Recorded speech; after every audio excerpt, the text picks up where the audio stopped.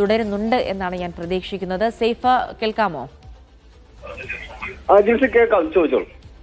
Saif, എപ്പോൾ പറഞ്ഞു നമ്മൾ ഇത്രയും നേരം പറഞ്ഞതിനപ്പുറത്തേക്കുള്ള ഏതെങ്കിലും തരത്തിലുള്ള വിവരങ്ങൾ ഇപ്പോൾ നമുക്ക് ലഭിക്കുന്നുണ്ടോ? ഒരുപക്ഷെ എനിക്ക് തോന്നുന്നു പോലീസിനെ സംബന്ധിച്ചിടത്തോളം അധികം ബുദ്ധിമുട്ടാതെ തന്നെ പ്രതിയിലേക്ക് എത്താൻ കഴിയുമെന്ന് തോന്നുന്നു. കാരണം ദുരൂഹതയുണ്ടെങ്കിൽ പോലും അത് തീർക്കാൻ കഴിയുന്ന ഒരു സാഹചര്യം. കാരണം മാതാപിതാക്കളോട് അന്വേഷിച്ചാൽ പുറത്തുനിന്ന് ആരെങ്കിലും ഇതിൽ ഇൻവോൾവ് ആയിട്ടുണ്ടെങ്കിൽ അവരുടെ സംശയങ്ങൾ കൂടി പങ്കുവയ്ക്കാം, അത്തരത്തിലുള്ള ചോദ്യം ചെയ്യലുകളിലേക്ക് പോകാമെന്നുള്ള കാര്യമൊക്കെയുണ്ട്. അതുകൊണ്ട് തന്നെ അധികം കാത്തിരിക്കാതെ നമുക്ക് ഒരുപക്ഷെ പോലീസിന് അത്തരമൊരു ഉത്തരത്തിലേക്ക് എത്താൻ കഴിയുമെന്നൊരു പ്രതീക്ഷ സൈഫിനുണ്ടോ?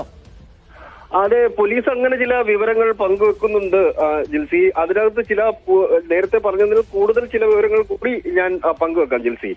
അതിൽ ഇന്ന് രാവിലെയാണ് ഈ സംഭവം ഉണ്ടാകുന്നത്. അത് കൃത്യസമയം അവർക്കറിയില്ല.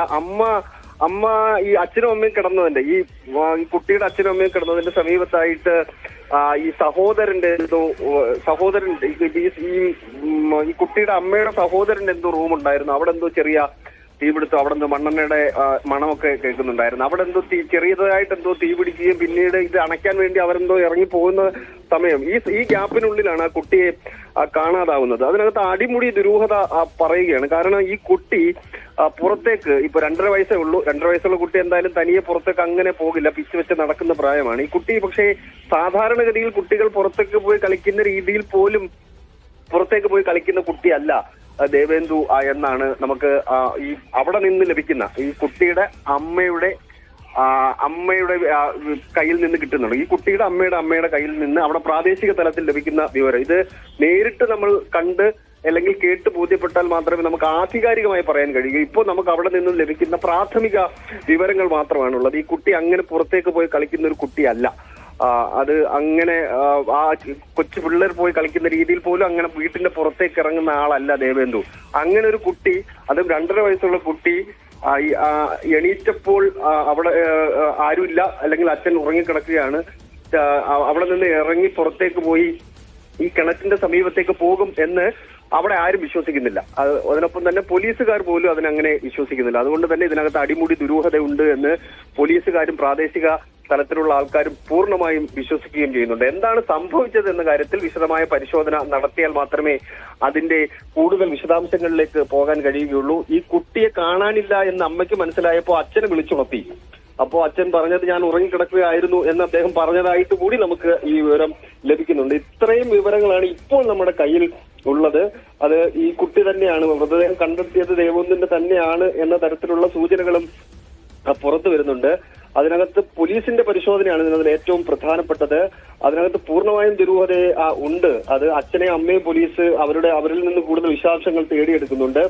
മറ്റു ബന്ധുക്കൾ എല്ലാം നെയ്യാറ്റിൻകര പോലീസ് സ്റ്റേഷനിൽ എത്തിച്ചേർന്നിട്ടുണ്ട്. കുട്ടിയുടെ മുത്തച്ഛൻ മരിച്ചിട്ട് ഏതാണ്ട് 16 ദിവസമേ ആയിട്ടുള്ളൂ എന്ന വിവരം ലഭിക്കുന്നുണ്ട്. മരണത്തിന്റെ ചടങ്ങുകൾ നടക്കുന്നതിനിടയിലാണ് ഇത്തരത്തിലുള്ളൊരു സംഭവം കൂടി ഉണ്ടായിരിക്കുന്നത്. അങ്ങനെ മൊത്തത്തിലൊരു ദുരൂഹതയാണ് ജിൽസി. ഇതിനകത്ത് അതിന്റെ വിശദാംശങ്ങളിലേക്ക് നമുക്ക് എന്തായാലും വേഗത്തിൽ പോകാം. അധികം എന്തായാലും താമസിക്കില്ല. അതിന്റെ പൂർണ്ണ വിവരങ്ങൾ നമുക്കൊന്ന് ക്രോഡീകരിച്ചെടുക്കാനുണ്ട്. പക്ഷേ ഇത് ഈ കുട്ടി ഉറക്കത്തിൽ നിന്ന് എഴുന്നേറ്റ് പോയി എന്തെങ്കിലും സംഭവിച്ചതാണ് എന്നാരും വിശ്വസിക്കുന്നില്ല. അത് പോലീസ് വിശ്വസിക്കുന്നില്ല, പ്രാദേശിക തലത്തിലുള്ള ആൾക്കാർ ആരും വിശ്വസിക്കുന്നില്ല. അതിനകത്ത് അടിമുടി ദുരൂഹതയുണ്ട് എന്ന സംശയത്തിൽ തന്നെയാണ് പോലീസ് പരിശോധന നടത്തി വരുന്നത്.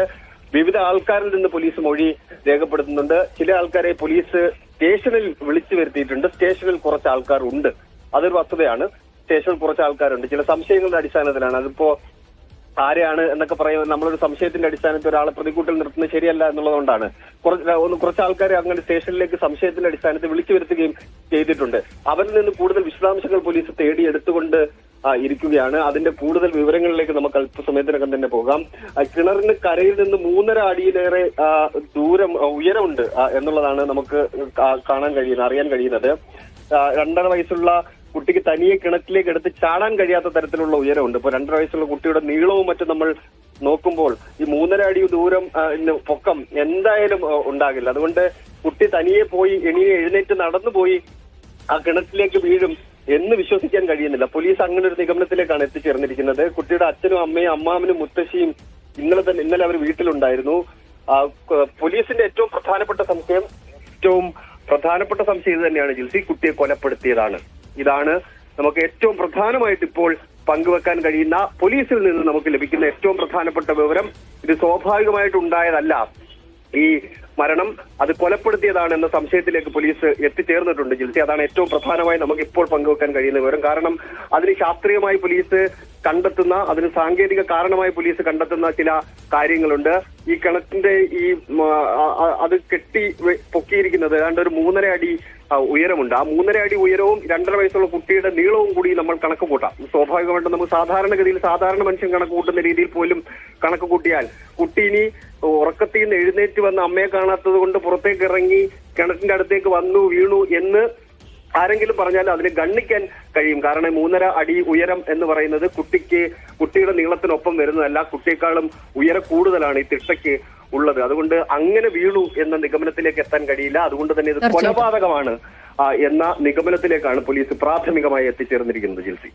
യെസ്, അത് തന്നെയാണ് ഏറ്റവും പ്രധാനപ്പെട്ടത്. ഇതൊരു കൊലപാതകമാണ് എന്നൊരു പ്രാഥമിക നിഗമനത്തിലേക്ക് പോലീസ് എത്തിച്ചേർന്നിരിക്കുന്നു. ഇനി അതിലെ ദുരൂഹതകൾ കൂടി മാറ്റേണ്ടതുണ്ട്. അതിനുള്ള ശ്രമത്തിലാണ്. അതുമായി ബന്ധപ്പെട്ട വിവിധ ആളുകളെ സ്റ്റേഷനിലേക്ക് വിളിപ്പിച്ചും അല്ലാതെയും ഒക്കെ പോലീസ് ഇപ്പോൾ മൊഴിയെടുത്തുകൊണ്ടിരിക്കുകയാണ് എന്നുള്ളത് കൂടിയാണ്. ആ സമയത്ത് കുട്ടിയുടെ അമ്മൂമ്മയും അമ്മാവനും ആ വീട്ടിലുണ്ടായിരുന്നു തുടങ്ങിയ വിവരങ്ങൾ കൂടി നമുക്ക് ലഭിക്കുന്നുണ്ട്. അപ്പോൾ എന്താണ് സംഭവിച്ചത് എന്നുള്ള കാര്യത്തിൽ ഇനിയും ഒരു വ്യക്തത വരേണ്ടതുണ്ട്. പോലീസ് വളരെ പെട്ടെന്ന് തന്നെ ആ വ്യക്തതയിലേക്ക് എത്തിച്ചേരുമെന്ന് പ്രതീക്ഷിക്കുകയാണ്. മാത്രമല്ല ഇപ്പോൾ അല്പസമയത്തിനകം തന്നെ സാജിദ്, യെസ്, ഇപ്പോൾ എം വിൻസെന്റ് MLA കൂടെ ടെലിഫോൺ ലൈനിൽ ചേരുകയാണ്. ശ്രീ എം വിൻസെന്റ് MLA, വളരെ ദുരൂഹമായ ഒരു സാഹചര്യത്തിൽ ഒരു കുഞ്ഞ് മരിച്ചു എന്നുള്ള വാർത്തകളാണ് പുറത്തു വരുന്നത്. ഇതുമായി ബന്ധപ്പെട്ട് കുറച്ച് ആളുകളിൽ നിന്ന് പോലീസ് മൊഴിയെടുക്കുന്നു എന്നുള്ള വിവരങ്ങളൊക്കെ നമുക്ക് ലഭിക്കുന്നുണ്ട്.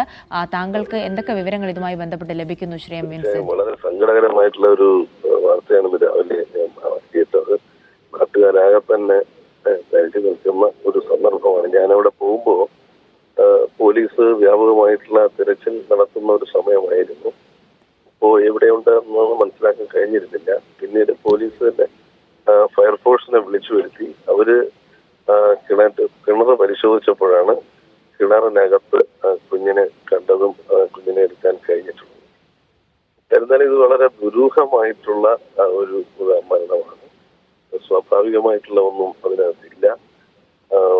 ഈ സംഭവം പുലർച്ചെയാണ് 5 മണിയോടുകൂടിയൊക്കെ ആയിരിക്കും നടന്നതെന്നാണ് വീട്ടുകാരുടെ ഒരു വിലയിരുത്തൽ.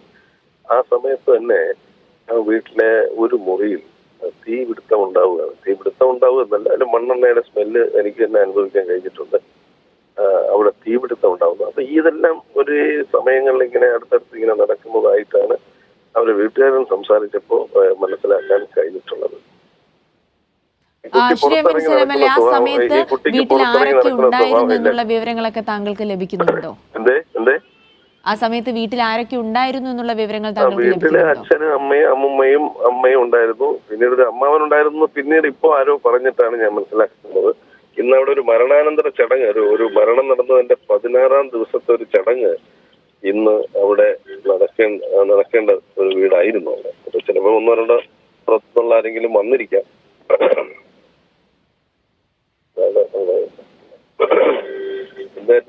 ശ്രീ വിൻസെന്റ് MLA, താങ്കൾ ഇപ്പോൾ അവിടെ സംഭവ സ്ഥലത്തുണ്ടോ? ഞാനിപ്പോ അവിടെ നിന്ന് ഇങ്ങോട്ട് മാറി. ഇൻക്വസ്റ്റ് നടന്നുകൊണ്ടിരിക്കുകയാണ്. അപ്പൊ ഞാനിപ്പോ